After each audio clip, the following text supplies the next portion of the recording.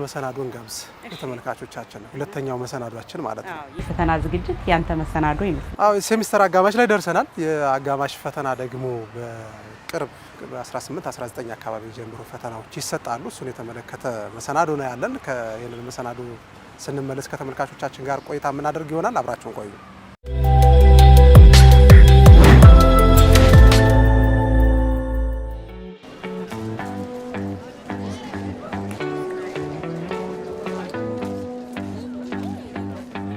ራስልን ወደ ተመልካቾቻችን አስኳላችንን ነው እየተከታተላችሁ የምትገኙት። የዛሬ አስኳላ ዝግጅታችን ትኩረት ደግሞ የሴሚስተሩ የአጋማሽ ማጠቃለያ ፈተና የደረሰበት ሰዓት ላይ ነው የምንገኘው። ተማሪዎች ቅድመ ዝግጅት እያደረጉ ነው። ምን ያህል ተዘጋጅተዋል? እንዴት ነው የሚያጠኑ? እንዴት ነው በክፍለ ጊዜ ከፋፍለው በሰዓት ከፋፍለው የሚያጠኑ የሚሉ ሀሳቦችን እያነሳን ከተማሪዎቹ ጋር ቆይታ እናደርጋለን። ቶማስ ኤዲሰንን ታውቋቸዋላችሁ። አሜሪካዊ ሳይንቲስት ናቸው። እንግዲህ ቶማስ ኤዲሰን ከ1000 በላይ ምርምር ውጤቶችንም በራሳቸው ስም ያስመዘገቡ ሰው ናቸው። ጉብዝና ወይም ደግሞ ሊቅነት 1% ተነሳሽነትና 99% የላቡ ወይም የድካሙ ውጤት ነው ይለናል። እያንዳንዱ ሰው ከውስጡ የሆነ እውቀት ሊኖረው ይችላል። ነገር ግን ደግሞ ያንን እውቀቱን በድካሙ በጥረቱ ካላገዘው የተሻለ ማድረግ ስለማይችል በዚህ ልክ ልንሰራ ይገባናል። ጉብዝናችንን ከውስጥ ያለችንን ትንሽዬ ነገር በድካማችን አጅበን የተሻለ ውጤት ማምጣት እንድንችል ነው የሚጠቁመንና እንግዲህ እነዚህ ምክሮች በተለይ ከትምህርት ከዛሬ አስኳላ ዝግጅታችን ጋር አብረው የሚሄዱ መስለው ስለተሰሙን ለተመልካች አቀረብናቸው። አስኳላችን ይቀጥላል።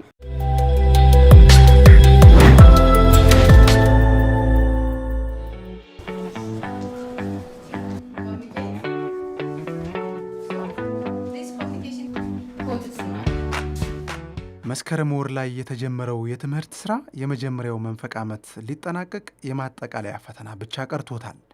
ተማሪዎችም በመምህሮቻቸው ታግዘው ለፈተና ዝግጅት አድርገዋል። ቲዩቶሪያል እየተሰጠ ነው ያለው። ዛሬም እንደዚሁ ነገም ይሰጠናል እና ደግሞ መምህራኖች ሽትም እየሰጡ ነው ያሉት። ልክ እንደ ፊዚክስ ምናምን አሳይመንት ስሩ እያሉም እየሰጡ ነው ያሉት እና ጥሩ ላይ ነው ያለው። ከሞላ ጎደል አሪፍ ላይ ነው ያለው። የያዝነው ወር የማጠቃለያ ፈተና የሚሰጥበት ነው።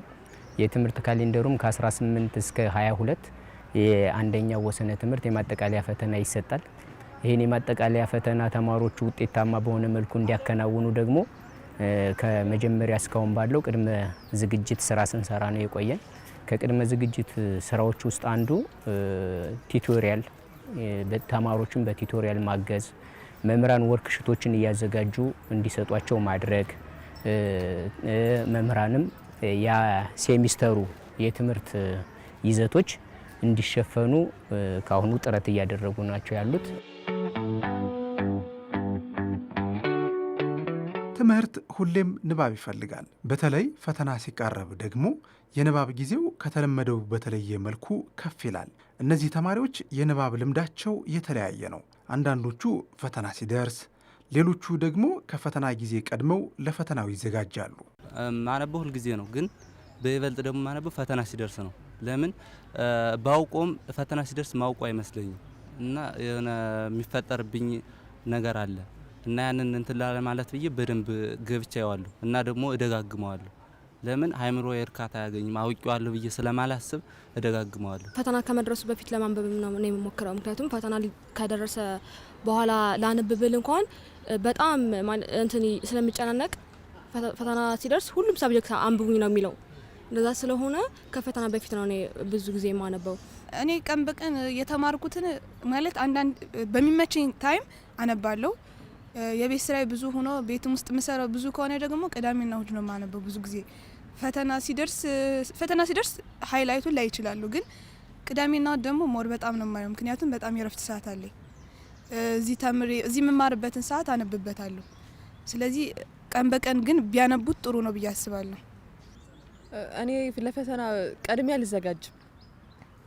ሊደርስ አካባቢ ነው ማንበብ የምጀምረው ለፈተናው ማለት ነው እና ግን ይሄም ጥንካሬ ነው ብዬ አላስብም። ይሄ ምክንያቱም ፈተና ለምታነበው ነገር ለፈተና ብቻ መሆን የለበትም፣ ከአእምሮህ ላይ የሚቀር ነገር ሲሆን ነው እና ገና መማር ከጀመርን ጀምሮ ነው ማንበብ ያለብን፣ ከስር መያዝ ያለበት ብዬ የማስበው። እንደዛ ሲሆን ለፈተና ብቻ አይሆንም። በሌላም ጊዜ እንደዚህ ትልቅ ሁናንም ሲጠየቅ ይመለሳል ያ ጥያቄ የምታውቀው ነገርና እንደዛ ነው።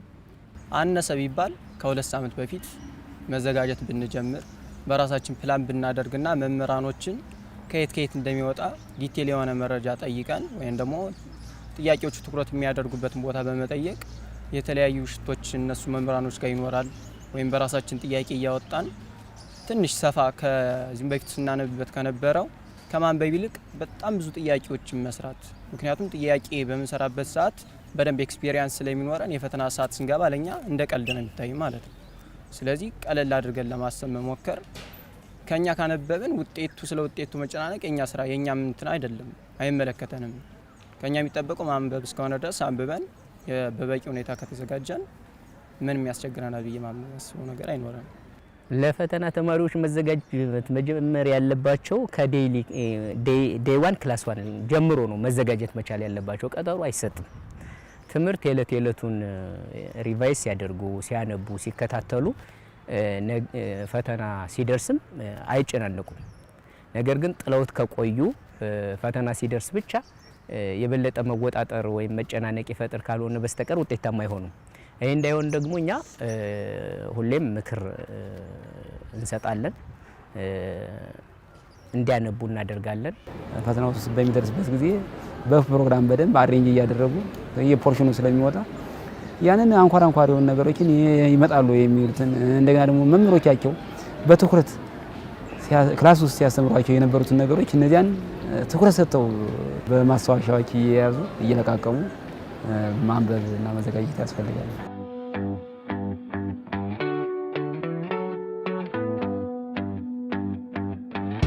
የንባብ ጊዜ እንደ ልምድና ፍላጎታችን ይለያያል። ለአንዳንዶች በጠዋት ተነስቶ ማንበብ በቀላሉ ለመረዳት የተሻለው ጊዜ ተደርጎ ይታያል። ለሌሎች ደግሞ አምሽቶ ማንበብ ተመራጭ ሊሆን ይችላል። ምሽት ላይ ነው ማንበብ የምጀምረው። ከ1 ሰዓት ጀምሮ እስከ 4 ሰዓት ሳመሽ ደስ ይለኛል። ምክንያቱም ከቤት ያሉ ህጻናቶች ይተኙልኛል። ሌሊት ደግሞ ባሰብኩት ሰዓት ላልነሳ እችላለሁ። እንቅልፍ ሊጥለኝ ስለሚችል ቢያንስ ማለት አብዛኛው ጊዜ እስከ 4 ሰዓት አመሻለሁ። ፈተና ምናምን በጣም ከደረሰ ደግሞ በቃ ማለት እስከ 6 ሰዓትም ላመሽ እችላለሁ። የተማርኩትን እከልሳለሁ። ከዛ ልክ ከ2 ሰዓት እስከ 6 ሰዓት ተኛና ጥቂት ረፍት አድርጌ ከሌሊቱ 7 ሰዓት ጀምሮ እስከ 10 ሰዓት እስካለው ድረስ 2 ትምህርቶችን ከናቹራል ትምህርቶች ሰብጀክት መርጬ እነሱ በደንብ አድርጌ እከልሳለሁ። የተለያዩ ጥያቄዎችን እየሰራው በደንብ ትሬዲንግ አደርጋለሁ። ኮንሲስተንትሊ ማለት ነው። ምንም ያለማቋረጥ አንድ ቀን ካለፍኩት ይሆናል አይደል? በደንብ እንትን ያልኩት ድረስ ከማይሰማኝ ድረስ በደንብ እያጠናው ምችለውን ያክል እየሞከር በዛ መልኩ ነው የማጠናው ብዙ ጊዜ። ከዚህ በፊት ላይ ኤሌመንተሪ ላይ ያለሁኝ ማምሸት አልችልም ማለት መነሳት አልችልም። ተኝቼ ከተነሳው በኋላ እንቅልፌ ይመጣኛል። በዛው ማምሸት ግን አሁን ደግሞ ማምሸት አልችልም።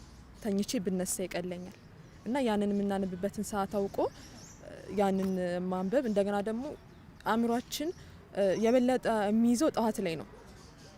እኔ የምመክረው ጠዋት ላይ እንደተነሳን ምንም ሌላ ስራ ሳንሰራ አእምሯችን አርፎ እንደተነሳ በዛን ሰዓት የሆነች ሰዓት ሰጠን ብናነብ የተሻለ ይሆናል። የሚደክመው ከሆነ ያው እረፍት ያስፈልገዋል። አእምሮ በቃኝ ስለው የዛን ጊዜ ማቆም ነው ያለበት። እንደየአቅሙ ይለያል እንደየተማሪ። ለምሳሌ 1 ሰዓትም ሳያነብ 30 ደቂቃ አንብቦ የሚደክም ተማሪም ይኖራል። እንደገና 3-4 ሰዓትም 2 ሰዓትም ከዚያ በላይ ማንበብ የሚችል ተማሪ ሊኖር ይችላል። እንደየተማሪው እንደየአቅሙ እንደየችሎታው ነው የሚወሰነው እንጂ እንደዚህ ግን ሳይንሳዊ በሆነው መንገድ ግን 1 ሰዓት ነው የሚባለው።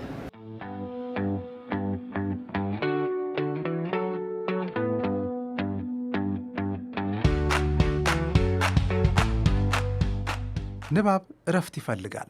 ተማሪዎችም በንባብ የደከመ አእምሯቸውን ለማዝናናት የተለያዩ ስልቶችን ይጠቀማሉ።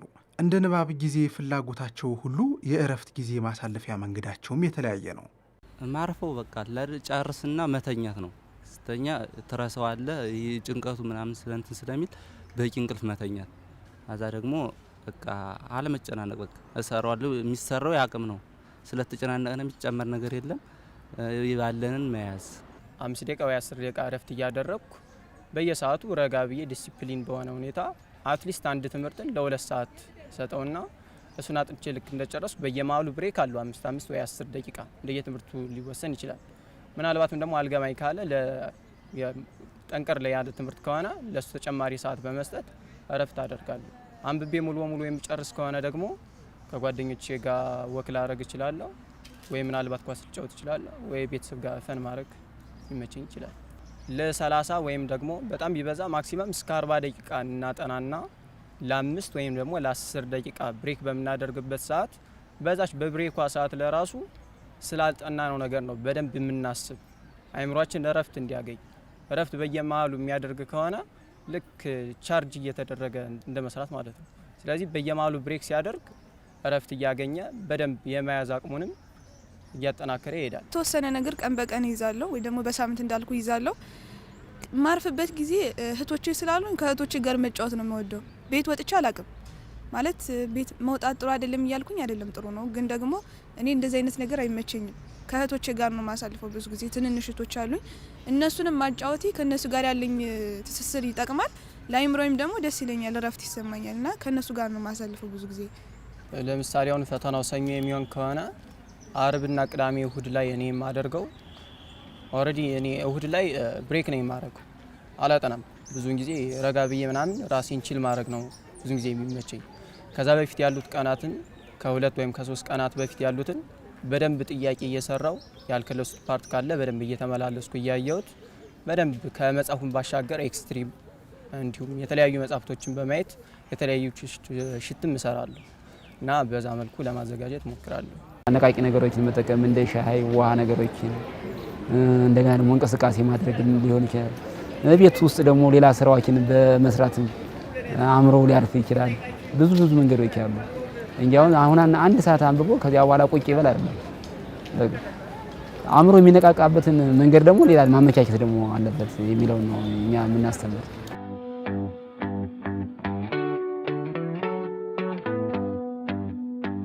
ሁሉም ትምህርቶች ይጠቅማሉ ተብለው ለተማሪዎቹ ቢዘጋጁም እኩል ጊዜ ተሰጥቷቸው አይነበቡም። በአንዱ የተወደደ ትምህርት በሌላው ትኩረት ላይሰጠው ይችላል። ሌሎቹ ደግሞ ለሁሉም ትምህርቶች እንደየክብደታቸው ተመጣጣኝ ጊዜ ይሰጣሉ። ብቻ ግን ለጥናት የሚሰጠው ጊዜ የተለያየ ነው። አንዱን ከአንዱ ማበላለጠው ትምህርት የለኝም። ይጠቅማቸዋል ተብለን ነው ምንማር። ስለዚህ ይጠቅማቸዋል ተብለን ምንማረውን በሙሉ እኩል ነው የምከታተል የማየው። እነዚህ ናን አካዳሚክ ከሚባሉ ሳብጀክቶች ጋር ብዙ ጊዜ ፎከስ አላደርግም። እነ ማትስ፣ ፊዚክስ፣ ኬሚስትሪ የሚባሉት ሳብጀክቶች፣ ባዮሎጂ አይነቶች ላይ ነው ፎከስ የማደርገው። ምክንያቱም መሆን ከምፈልገውም አንጻር ከነሱ ጋር ነው እንትን ፎከስ የማደርገው ብዙ ጊዜ የማሳልፈው። እና ደግሞ ያልገባኝ ነገር ካለ ደግሞ ማለት በጣም ነው የምናደደው። የሆነ ነገር መምህር ክላስ ገብቶ ሲያስተምር ምናምን ካልገባኝ ወይ ደግሞ እያነበብኩት ካልገባኝ በጣም ነው የምናደደው። እሷ እንዳለችው ማለት ነው እስከ ማልቀስ ድረስ ደርሳለሁ ካልገባኝ ማለት ነው። ምክንያቱም ለምን እንዴት ምናምን ነገር የሚል ጥያቄ ይፈጠርብኛል። ከዛ እንደምንም ብዬ ከኔ ከተሻሉ ሰዎች ማለት አነባለሁ እኔን አልገባኝና ከአቅሜ በላይ ከሆነ ደግሞ ከኔ ከተሻሉ ጓደኞቼ እረዳለሁ። እያንዳንዱን ትምህርቶች በየአንዳንዱ ክፍለ ጊዜውን መድቤ በጊዜ ስንትን ፕሮግራም አውጥቼ በእነሱ መሰረት ነው የሚመራው። ብዙውን ጊዜ ወይም ደግሞ ሁሌ የሚባል ደረጃ በአወጣሁት ፕላን መሰረት ነው ሁሌ ፕላን እያደረኩ በወጣሁት ፕላን እና ስትራቴጂ ነው ሁሌ የማነበው። ለአንዱ ባጋድል ወይም ደግሞ ለአንድ ትምህርት ብቻ ፍቅር ቢኖረኝ የሌላው ትምህርት የነዛ ትኩረት የመስጠት እንዲሁም ደግሞ ቀጣይ ዓመት ኢንትራንስ እንደምንፈተነው ከሆነ የእያንዳንዱ ትምህርት እውቀትና ዲፕ የሆነ ነገር ስለሚያስፈልገን ከዛም አንጻር ሲታይ እኔ ብዙውን ጊዜ የእያንዳንዱ በፕላን አውጥቼ ነው የምጠቀመው። 7ኛ ክፍል ላይ የነበረው የምታስተምረን መምህራችን አልወዳት እንደዚህ ማለት አይባልም። እንደዚህ ግን አስተማሪን መጥላት ጥሩ አይደለም። ትምህርቱን የምትወደው አስተማሪውን ስትወደው ነው። ትምህርቱን የምትጠላው ደግሞ አስተማሪውን ስትጠላው ነው። እኔ ለከበደኝ ትምህርት በጣም ልካም ነኝ። እስከሚገባኝ ድረስ በጣም አነብበታለሁ። በጣም በተለይ ማትስ አንድ ጥያቄ እንኳን ከሳትኩኝ ልካም ነኝ። ሂጄ በጣም እሱ ላይ ነው የምውልበት እና ሞር የከበደኝን ትምህርት እስከሚገባኝ ድረስ እሄዳለሁ። ካልገባኝ ደግሞ እዚህ መጥቼ ጎበዝ ተማሪ ስላለ ጠይቃለሁ። 11ኛ 12ኛ ክፍል የሚያስረዱ ልጆች ስላሉ በቅርቡ እንኳን ብናየው ማትስ ፈተና ላይ ከመፈታታችን በፊት ክላስ ላይ የምስታቸው ብዙ ጥያቄዎች ነበሩ እና ማለት እነዛ ነገሮች በጣም ያናድዱኛል እና ቤት እጃ ያለውና ፈተና ላይም ያው አሪፍ ነው ብዬ አስባለሁ። ያልገባኝን ጥያቄ ፈተና ላይ መጥቷል፣ ግን ሰርቻለሁ ማለት እዚህ በፊት ስላነበብኩት ማለት ነው። እና ያው እልሄ አሪፍ ነው ብዬ አስባለሁ። ለኔ ጠቅሞኛል።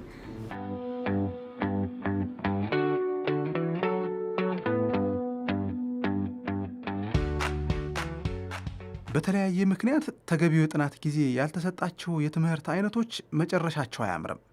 እነዚህ የትምህርት አይነቶች በተለይ በፈተና ወቅት በተማሪዎች ላይ ፊታቸውን ያዞራሉ። ከምንችላቸው ትምህርቶች ላይ ወይም ለኔ ከሚሻለኝ ትምህርት ላይ ነው ብዙ ጊዜ ትኩረቴን የማደርገው። ለምሳሌ ኬሚስትሪ እኔ ብዙም አልችልም እና እዛ ላይ ጊዜን አላጠፋም። ቢያንስ መስራት የምችለውን ነገር በደንብ ከያዝኩኝ በኋላ ወደ በኋላ ያው ማየት ካለብኝ አያዋለሁ። ከዛ ውጭ ግን ባዮሎጂና ፊዚክስ ላይ አሁን እዛ ላይ በደንብ ለማንበብ ሞክራለሁ።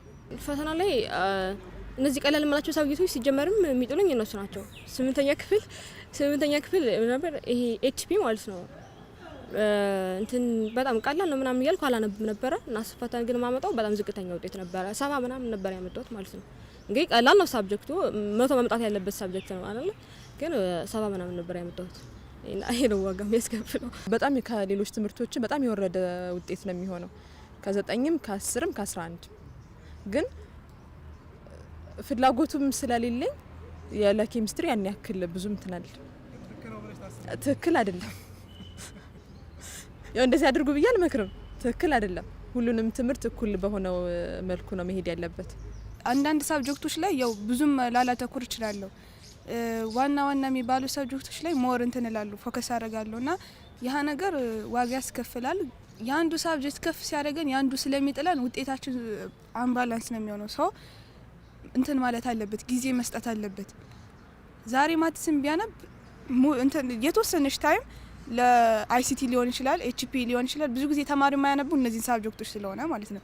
አይሲቲ፣ ኤችፒ እነዚህ አይነት ሳብጀክቶች ብዙ ጊዜ ተማሪው ቀላል ናቸው ብሎ ነው የሚያስበው፣ ግን ደግሞ መጨረሻ ላይ ዋጋ ያስከፍለናል።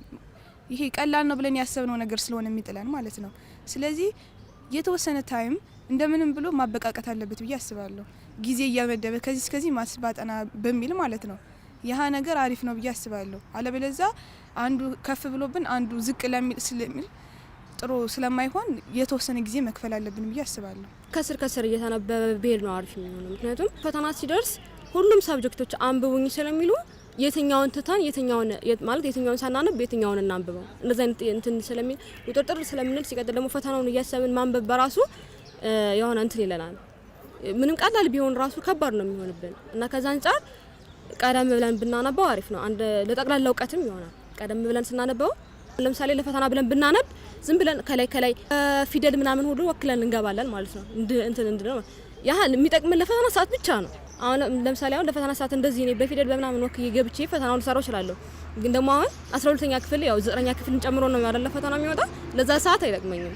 ከስር እያነበብኩት የፊት እያነበብኩት በሄድ ነው አንደኛ ፈተና ሲደርስ አንጨናነቅም፣ በትክክል እንሰራዋለን። ሲቀጥል ደግሞ ጠቅላላ የሆነ እውቀት ይዘን እንሄዳለን። 12ኛ ክፍል ስንደርስ አንቸገር። ከ9ኛ ክፍል እስከ 12ኛ ክፍል ከክፍል እንኳን ለማለፍ ሁሉም ትምህርቶች እኩል ዋጋ አላቸው። ለምሳሌ በቀይ መውደቅ አለ። ነገ የምንወርቅበትን አናውቀውም። ለምሳሌ አሁን እኔ ትኩረት የሰጠውበትን ሳብጀክት ላላገኘው እችላለሁ። እኛ በመረጥ ነው በውጤታችን ነው የምንለካና ነገ የምናገኘው እንጂ እኔ ለምሳሌ ሕክምና አንድ ተማሪ ስለሰመኝ ሕክምና ያገኘው እና ለሕክምና ደግሞ የሚያስፈልጉ ትምህርቶች እነዚህ ናቹራል ትምህርቶች እንደዚህ ብቻ እየተማርኩኝ እነሱን ብቻ ነው ማዳብር የሚለው አያዋጣም። ትምህርት ሁሉም አስፈላጊ ነው፣ መመረጥ የለበትም።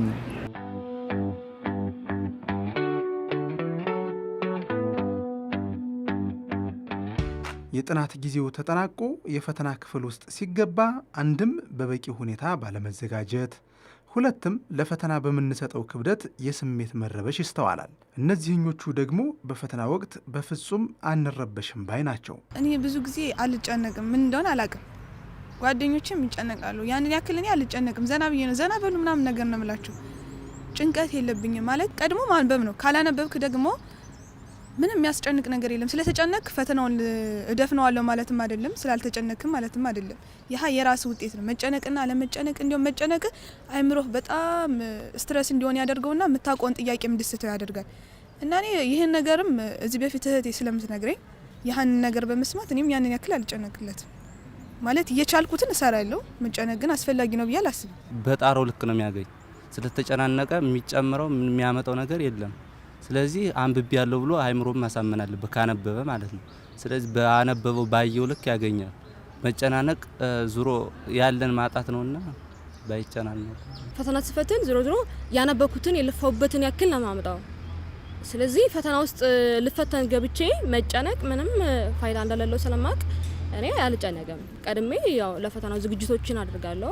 ጊዜ ሰጠን ለእያንዳንዱ ሰብጀክት ክላስ ውስጥም ቢሆን በደንብ እየተከታተልን ተምረን አንብበን ከዛ በኋላ ፈተና ላይ መጨናነቅ አስፈላጊ አይደለም። ምክንያቱም በተጨናነቀን ቁጥር ያው የምናውቀውን ነገር ሁሉ ነው የምናጣው።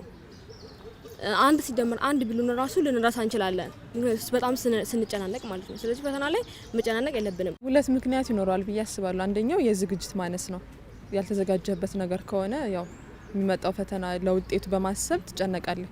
ሁለተኛ ደግሞ በራሱ ፈተና ሲሆን የሚጨናነቁ ሰዎች አሉ በራሳቸው ማለት ነው። የዝግጅት ማነስ ብቻ ሳይሆን ዝም ብሎ ጭንቀት የሚፈጠርባቸውና በዛ ምክንያት ነው ያስባል። ተማሪዎች በመጀመሪያ ለትምህርት ያላቸውን አመለካከት መቀየር አለባቸው። አሁን ላይ የኛ ጄኔሬሽኖች ምን እንደሆነ ባላቅም የሆነ የትምህርት ጠል አይነት ነገር ባህሪ ያለ አብዛኛዎቻችን ላይ እነንም የመጣው የተመረቁ የተማሩ ሰዎች የደረሱ ምናምን የሚለው ነገር ነው እና በጊዜ ሂደት መቀየሩ አይቀርም። የወደፊት የሚመጣው ጊዜ በደንብ የተማረ ሰው የሚፈልግበት ስለሆነ ትዕግስት ቢኖረንና የኛ እድል ደግሞ አይታወቅ ምናልባትም እኛ ያንን ታሪክ የመቀየር አቅሙ ያለን ሰዎች ልንሆን ስለምንችል በመጀመሪያ ለትምህርት ያለንን አስተሳሰብ መቀየር አለብን።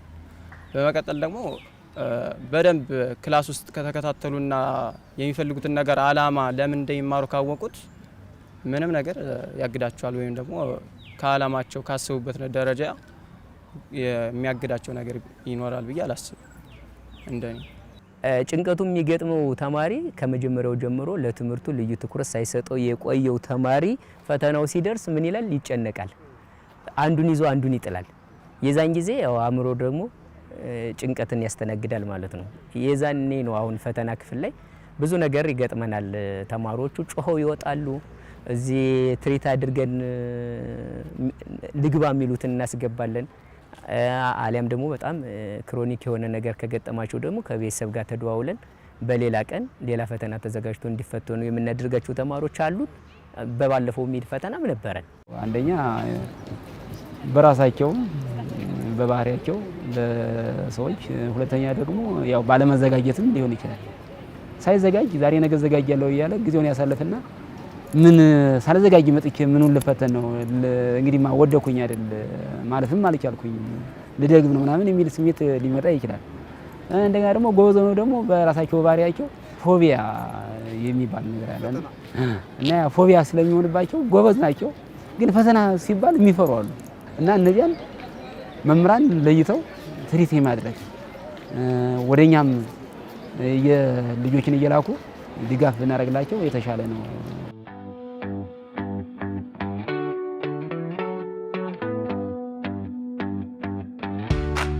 ማክሲመም እስከ 93 እስከዛው ያስባለሁ። ያው እኔ ከ70 እስከ 80 ባለው ከ80 እስከ 90 ያው ከ85 በላይ ያቀርኩት 94 ብዬ ነው። 85 እና ከዛ በላይ እጠብቃለሁ። ቤተሰቦቼም 90 በላይ አምጪ ነው የሚሉኝ።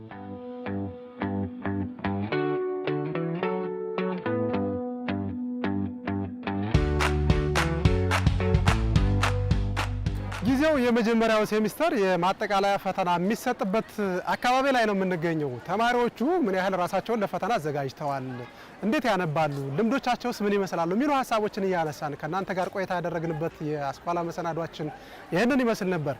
ሌሎቹ የአስኳላ መሰናዶ ዝግጅቶቻችን ይቀጥላሉ። በእኔ በኩል ጤና ይስጥልን።